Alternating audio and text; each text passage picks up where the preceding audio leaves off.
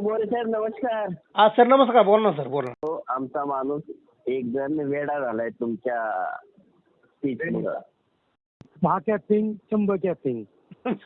बर बर, okay okay. आणि बर मी काही आता झोपत नसतो. मी आता आमच्यावरती पण थोडासा आशीर्वाद ठेवा. तुम्ही प्रत्येक एलडीपी मध्ये ना तुमचा एक पार्ट ठेवायचा. Yes sir, yes sir. आणि अशीच आग आहे ना, येस.